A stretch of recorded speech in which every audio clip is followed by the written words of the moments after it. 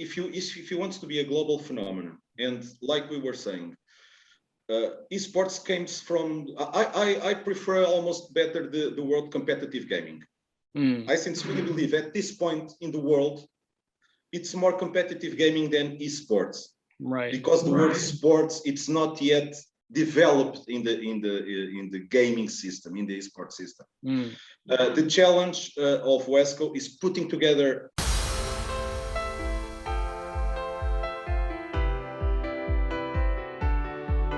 Hi everyone, and welcome back to the Sporting Global podcast. And today I'm here with Rui. And Rui, how are you? How's life? Sunny, as you can see by the light. Well, I mean, like you can't complain about sun, right? In Portugal. No, exactly. But yeah, it's a pleasure having you part of our podcast, and looking forward to really digging into your background and all the cool stuff that you're working on these days. And I guess just to kick things off right away, tell me a little bit about how your journey in the sport industry began. Okay, I thank you for the part of cool stuff that I'm doing. I don't know about that for every part of it, but okay. Of course. Well, I started 25 years ago. I'm an oldie at these things on the sport part, not on the sports part. We'll go there. Yeah. But I came from the sports law part. Okay. In law, as I believe everywhere around the world, you get your degree in law, and then you specialize and go for some certain areas of your preference. Right. In my case, it was the sports part, and about in 1995, I started working on sports law, and then started in a sports club, then worked with federations, with athletes, trainers, coaches, nice. all the stuff until now, with agents, with all this time working around sports in a perspective of a sports law consultant. At some point of my life, I was a lawyer, also mainly on sports, and that's how I got into it. I made a postgraduate specialization on sports, as I'm saying, and things work out from there. Started as a junior lawyer, collaborating with the sports club, and then from then on. Well, I mean, it's a really interesting background, right? And kind of just as you were saying as well about the law, right? You kind of have to pick your niche, and I guess a lot of maybe the earlier two people maybe didn't think about sports law, right, as an option, and now more than ever, it's so crucial part of everything that is going on. So it's really been opening the door. But regardless of that, though, I mean, you've been kind of exploring and diving into the esport industry as well, which is fastest growing and a really high momentum sector of sports. And I guess where did your passion and sort of that process of being involved in the esport industry begin? Well, it's almost a fun fact. But it happened. Regarding sports law, it's easy. About 6 years ago, in 2015. Yeah. I was always a light gamer, a soft gamer. Right. More since the Spectrum time, since the 90s, and before, since the 80s. But always at home. At those times, we didn't play that much with friends. It was the gamer. It was more like a solitude moment, because you and the computer or the console, something like that. Yeah. Now, and that's what sports is mainly, the team spirit and the idea of playing teams against teams and clubs. At that point, that wasn't almost possible. Yeah. It happened, but very, very, very in a very slow magnitude. or short magnitude, and I played there, but never in a competitive way like nowadays. But regarding sports law and esports, in 2015 in Europe, I must say I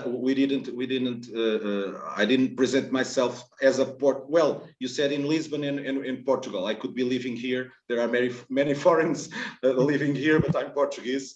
Right. And why I'm saying this? Because I'm European also. Yeah. And when we talked about, even in esports, when we talked about talk about these things in the world, we must have always present one thing. It's very difficult to talk about esports in the world because it's not the same thing in different continents. Right. I mean, basically it's the same thing, but it doesn't work the same way. Yeah. The system, it's not exactly the same. Right. And why I'm saying this? Because when you talk about it in a European perspective, you're from Norway, you know that as well as I do. Yeah. We have in Europe a very strong regulation purpose and regulation idea publicly, right? The government, Europe right. Is almost a regulation machine. Right. For the good things sometimes, for bad things in a bad perspective, in my opinions, other times. But mainly good in a good way if the regulation is well done. Yeah. Why all this? Because that's what happened. We in 2015. I was in Angers, in south of France, precisely in a meeting of sports lawyers and sports law. Well, in a European meeting about sports law. Sports law academics, sports law experts, consultants, sports law lawyers, okay? Right. And in 2015, somebody suddenly said, guys, what the hell is this sports word in the electronic? What the hell is this esports? Right. It was like that. And we suddenly start, because it was the time where esports, we felt that it's an example on the moment where esports became a little bit global in Europe. I mean, expanded from the gaming community. Right. That's the idea, expanding from only the gaming community. Yeah. We started, and for coincidence, in 2016, it was other fact and example, the first Portuguese sports club, traditional sports club, entered esports in 2016 in Portugal. Yeah. Again, stories are different in different countries. For sure. In the world and even inside Europe, the pace and the rhythm is different. In Portugal, it happened 5 years ago, in 2016. Okay. So it all started from there. I started studying exactly how esports was coming to Europe. Okay, developing in each country, and I started from there. At that moment, the national federations also in esports started to appear and develop. Right. Some before, but mainly after that. At that point. Yeah. And that's how I started in Portugal. I started advising clubs, advising players, trying to understand how we fit in Europe and the world regarding esports, and trying to understand exactly the sports part of esports. Right. We'll probably talk about that, but it was mainly the story, how it happened, and for what I've seen in many countries. I know in Norway things come much more earlier. But again, the Nordic countries are a little bit different regarding the development of esports. Right. I mean, like, I think, speaking from the Norwegian side too, and learning more about esport here, it's a lot has happened the last, few years. I would say, I wouldn't say maybe as early as, the thing is with the Nordic is that there were a few kind of professional teams, and we do have some really good professional players, especially in CSGO and some of the big competitive, leagues. But as you were saying, it's kind of like that global awareness, right? I think it was like also at that time is that a lot of the people that were in that space and even were professional, they just people weren't really aware that it was a thing, that it was happening, right? And this was sort of like booming, and then suddenly people kind of like just opened their eyes. And I think a lot of that comes down to like YouTube gaming, like Twitch, all these sort of like platforms creating like an audience and an area, right, for that visibility. And I guess the interest has always been there in a sense, and as you said too, like I can relate to, like I mean, like I've been playing games as well since I was like a kid, like mainly when I was younger it was like FIFA, right? And then so it was really fun. I remember like when the European teams, as you were mentioning as well, like starting to like hire their own esport FIFA players and stuff like that. And that was a very, interesting stage of the time. And then, through that as well, you have, more professional organization and a very interesting development. And then of course, as you were saying, like, even if in like the last 5-6 years, Europe has been growing, like this has been happening already, for many years in Asia and also in the US. So that's obviously, as well, like, different tempos, different priorities of where things are at. And I think for me personally, at least, like I opened my eyes, for esport when I was like living in the US around 2015, 2014, 2015, 2016.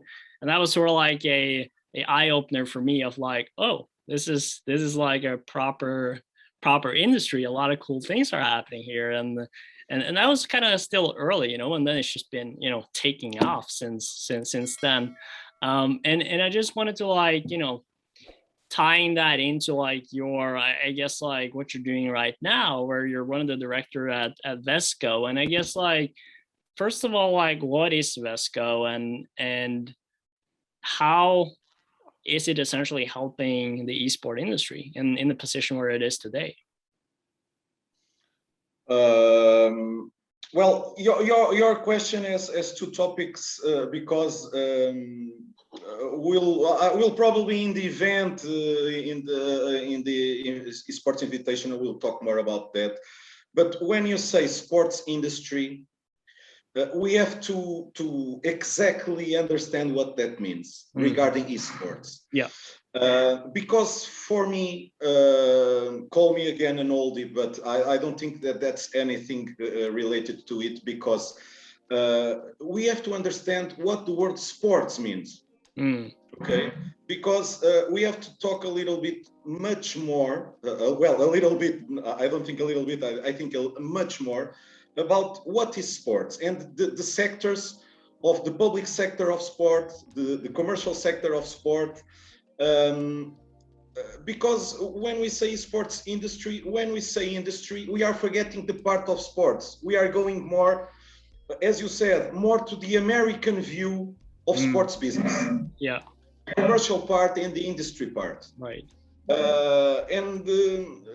Again, it's very difficult, and I will talk about WESCO precisely now, because it's very difficult to globally deal with the phenomenon.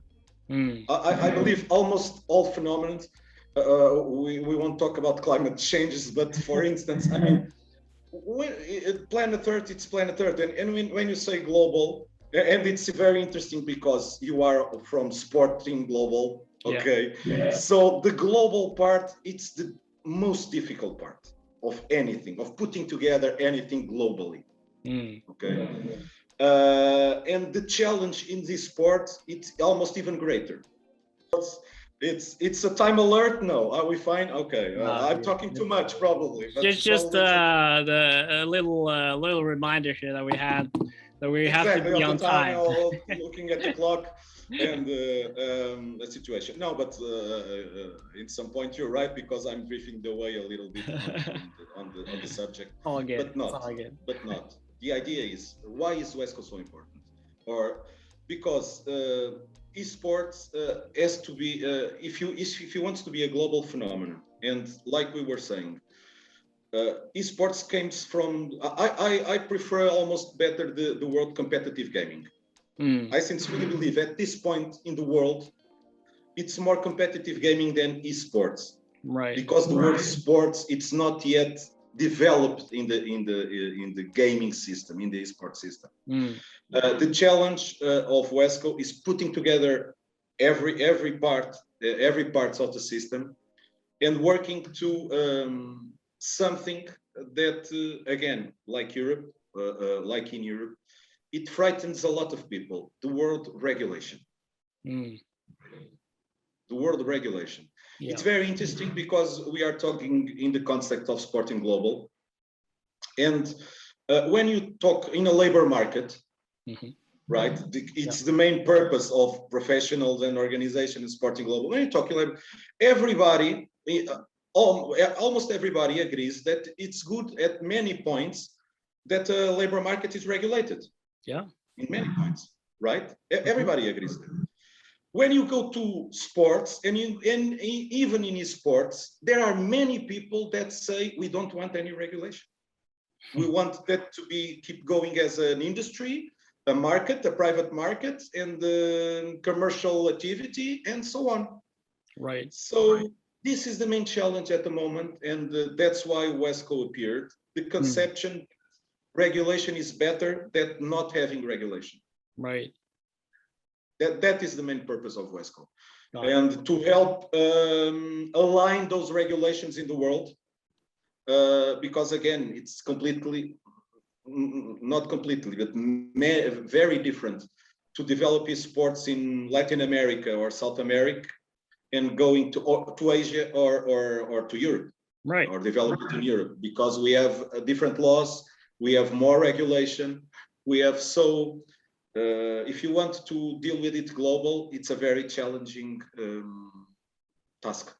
Yeah, and I mean, like in competitive gaming and esport as well, like you kind of like have, like it's already very global, right? Because it's such a community-based, activity and sector. So it's like you have, teams competing, globally, essentially a lot of times too, because they're, gathering. I mean, like call it, the World Cup, or like the, Champions League of esport, right? Happening in all these different games, and then they collect the teams from the best countries in many ways, right? So it's sort of like it brings in a lot of these factors of like how do you regulate that. So I think it's a very important piece, and it has to follow as well as the growth of the industry, right? And when things are moving very fast, it's very easy to forget the regulations that needs to be in place, I think, in that rapid growth. It's kind of like a startup cycle, right? Like things are happening so fast that you kind of like just, well, okay, we have to fix this and this and this and this, but you kind of like try to follow it and manage it at the same time, right? Exactly, so because the boom was the booming, as the growth has been so fast, that the idea is let's keep making money. We are making money. Everything else is secondary, right? Everything else, we are not stopping. We're working, and we're doing events, and we're creating teams. And during that path, the problem is that players fall down, teams appear and disappear, and but nobody cares. I mean, the show must go on, and the show is going on. So that is the main issue now. Yeah, no, I can totally see that, and as well, like I don't think people think enough about that unless you're like really deep into the sector, and sort of like trying to understand, okay, well, like what are the pace of things are happening, right? Because you kind of like only see just a percentage of what is actually going on. And we always say that when people come to us and say, oh, I see what you guys are doing in Sporting Global, and I'm like, well, you see 5% of what we do. And in a sense that's true, right? And so there's a lot of stuff happening behind the scenes, and I think it's important, as you were saying, is one, regulated, and second, of like all this, like creating that awareness and understanding of, okay, how do we help the sector and the industry move forward. And talking a little bit about like some of your other experiences as well, and obviously being one of the guest lecturers at Universidade Europeia, and I was wondering a little bit more now into, I guess, traditional sports, if you would say, and I guess, like, being a guest lecturer, and you're coming across a lot of students. I would assume a lot of them, interested in working in sports. What are some of the key advice you tell them, in terms of, like, okay, how do you succeed in sports? Well, as you know as well as I do, you do an internet search, and you come across of thousands of videos answering that question. Right. What my perspective is, like any other labor market, in some point, like any other labor market, you have to start in some way. You have to start when you're young, building a path for your own, building experience, building track record in doing this, doing that, and doing. Okay. What is the greatest problem, and what is the main difference regarding the sports labor market in traditional sports, is that you don't see hiring announcements. Right? You don't open a newspaper, or you go to an internet. That's why Sporting Global comes up as a major difference, a major big and good difference regarding that, because you normally don't come across recruitment announcements for the sports industry. It's not normal. No, for sure. Well, at least I'm talking in a Portuguese experience, and in some cases that I know in some countries. Again, when we talk about this, it's pretty global. Exactly. But you think it is, right? It is, because normally it's always you look for something that someone knows, and if you're in managing a sports club, or if you're it's like that. I mean, mainly it's like that. Yeah. Of course, when you go to the biggest clubs, sports clubs worldwide, of course, the machine is so big that you need people, and you want professional people, top professionals, and then. But again, that's not in a moment when you talk to a student that wants to start a career in sports and say, or look for a Manchester City newsman recruitment. Right. Of course, he goes there, but suddenly he sees, 5 years of experience at this, or 10, right? Yeah. So to start, it's trying to work, but it's difficult, but to say this, but in, I don't know, 80% of the cases or whatever, it's about someone you know. It's about who you know, where you know. It's about people there. Again, because you have to look at sports, the traditional sports, as you asked, Ola. Right. Traditional sports clubs and traditional sports clubs have elections, have democratic elections, have cycles of management, right? Most of them have cycles of management. So the people that are working there or managing a sports club at the year 2015 are not normal. Can be the same, or cannot be this, or probably won't be the same at 5 years after, and right. Because or 8, or it's like that, because again, traditional sports clubs, because different thing is dealing with the top clubs that are now private owned companies, and even there are many clubs where the investors, the owners, change on a 8 years basis, or not even 10 years, or right. There are cases for everyone. Yeah. In sports, it's different. Of course, it's different. No, it's a valid point, and I think it's one of the challenges that the industry is facing. It's sort of like that.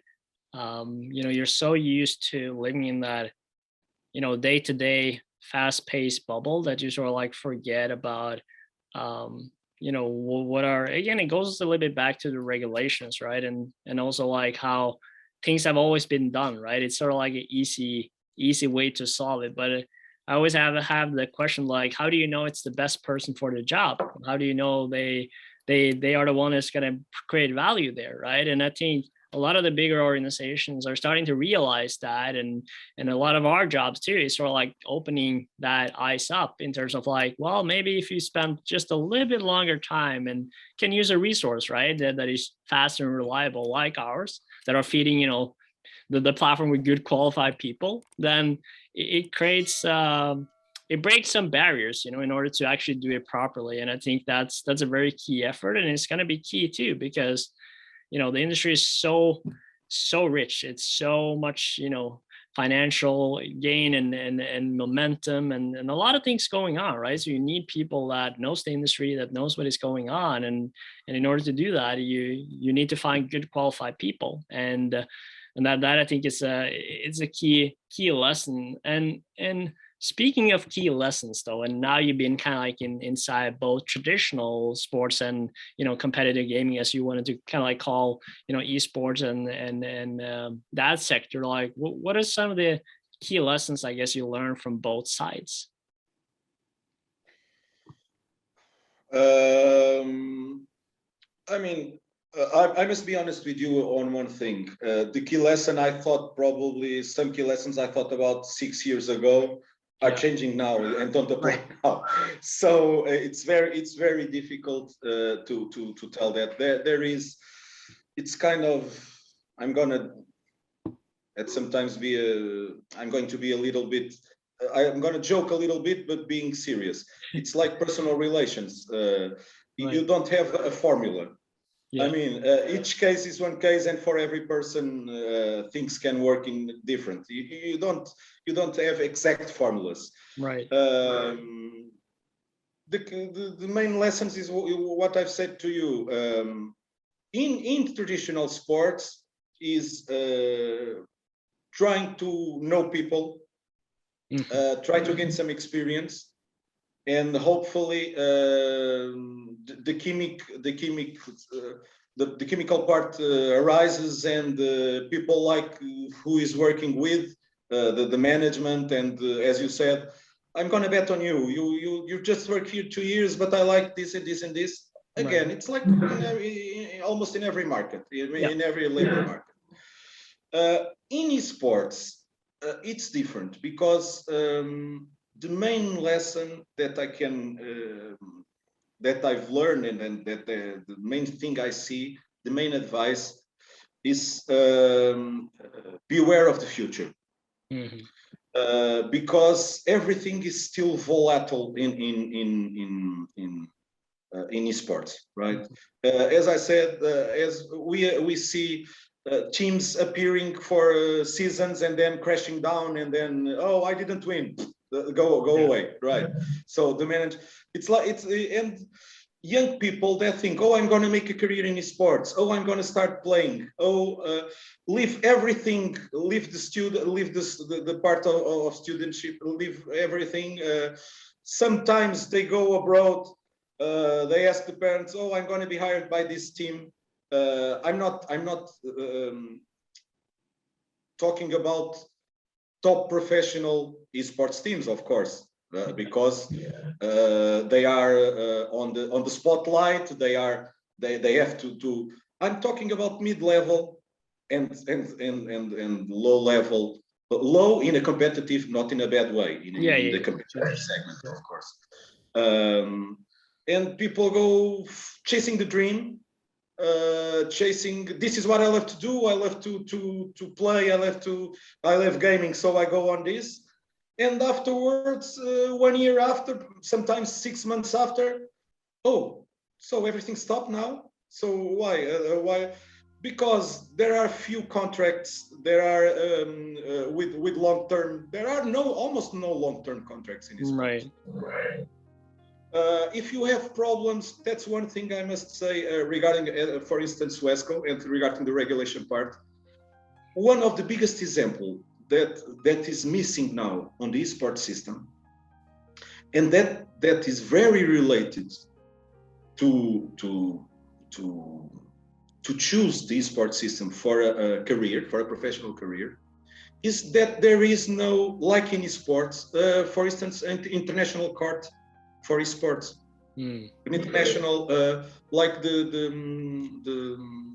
of Lausanne, like the sports court, European Court of Lausanne, and you don't have, if something happened in the sports system, you don't have anyone to protect, even challenges between clubs or between teams. It's decided by the organization of the events, by the producers of the game, and there is no independent. Again, like in traditional sports, you don't have an independent board that can analyze and say, let's challenge this and challenge this, and that affects coaches, affects players. Really sorry about this. Everyone wants to call me today. I don't know what it is. Okay. If this was going live, I would say we're having success. But it's not the case. That's the main advice. I mean, be aware of the future. Yeah. Yeah, I think it's very important. Where are you getting into? It's a very important aspect of the, I guess, the scarcity of the industry, and how I guess sensitive it is in a sense, because it's again, it goes back to the fast pace that is in there right now, and all like people, as you were saying, like yeah, I want to be a competitive gamer, or like I want to be a streamer, or you want to build your own esport team. I mean, like even like, I'm gonna lay on, it's not like a secret, but like Sporting Global, we hope one day to have our own esport team, but I know it's going to take time, right? And I want to like build a infrastructure first to make sure, okay, we're going to be ready at that at some point, but we know also like what could be the benefit of it. So it's important to do things step by step and in the right kind of way, and understanding that it's not just, oh, now I have a few friends that are gonna, let's create a team and let's be professional. It doesn't work that way, right? You're gonna, and that's also why it's fun for some time, for a short time, for a short period. Oh, it's fun, I have a great experience. Okay, but yeah, that's not a career, that's not a professional. What do you lose in the rest of your life with that? What time do you and those options must be very well considered. For sure. Talking to wrap up here a little bit, I wanted to ask you a little bit, what are some of the trends, like future trends you see in the esports sector, like moving forward? Just kind of like your final thoughts on some of the trends that you see coming up now, that it's going to be important for these sports students, young professionals that are trying to understand the industry and where they're going. Like, what are some of the key trends they need to keep an eye on? Well, of course, it has future and everything. That's a very tough question. You can have a conservative answer or an optimistic answer. Yeah. If you go the conservative way, there are some people that are saying that, well, exactly as you put it, things went on too fast with a very, very strong rhythm and pace, and probably the bubble will burst at some time, because again, where are the infrastructures? Where are the regulations? Where are we going to be as a system in 5 years or 6? And the example is, for instance, the international federations. There are probably three. Everyone is. What exactly? How are they evolving? It's a very interesting topic, because that is the esports system, the worldwide esports system. We have to look at it, right? Because otherwise it's local and it's commercial. It's private markets that go either way. So the optimistic part, games will evolve. Of course, virtual reality. Of course, immersive experience. Everything points to the people always. It's almost getting too traditional to reference the film, the Ready Player One. No, it's almost everybody, but it seems that it's going that way. It really seems that it's going that way. Like in a worst world, because for a younger generation, again, it's a difficult topic. But it's a very difficult topic. But generations, young generations and future generations are looking well. It seems that like we are getting a worst world that already is.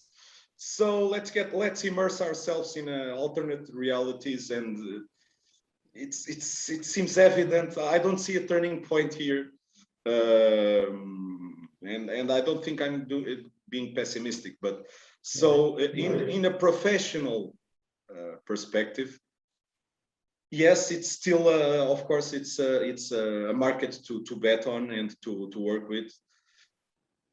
In the technical part, on the technology part of developing video games or developing experience, or in the managing part of events, of working with teams, or every aspect. That is the very good part of esports. It has a wide range with it, a wide range of professional options for everyone. Right. That if you go like more in the management part, you have opportunities in the management. You will have, I believe, opportunities in the management part. If you go more in the technological part, of course, you also have that. So let's see. Let's end with this good in a perspective, in a good perspective. Right. I think it's always good to end with a positive note, and I mean, like, there's a lot of potential, of course, in the esport industry and sector, and I think it's something that all the young and upcoming sports leaders should keep an eye on, because I think they will be involved with it in some capacity.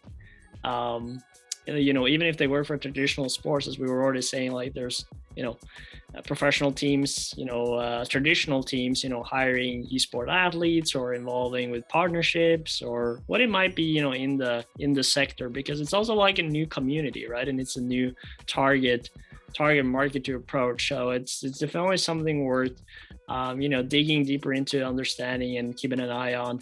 And with that, Rui, I would like to thank you so much for taking the time. It was a pleasure having you part of the podcast and talking a little bit about your background and everything that is going on in the sport and esports sector. And I don't know if you no, but we have sort of like a tradition here in the Sporting Global podcast where I'm teaching everyone some Norwegian.